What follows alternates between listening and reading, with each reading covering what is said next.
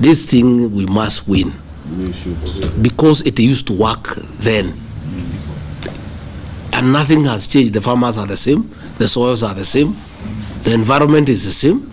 It's only when we liberalized, the private people came and then they should change the farmer.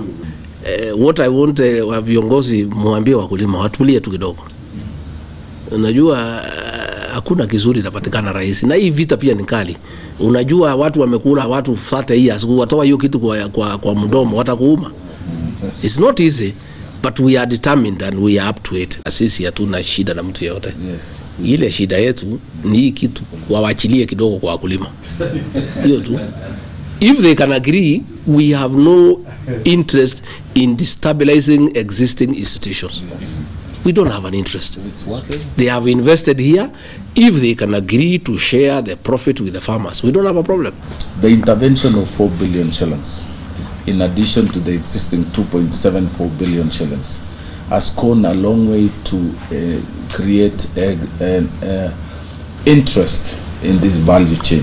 Farmers are happy and they're really, really expectant. The enhanced cherry fund means, as you already announced, we are moving from 20 shillings per kilo, which has been the case, to 80 shillings per kilo.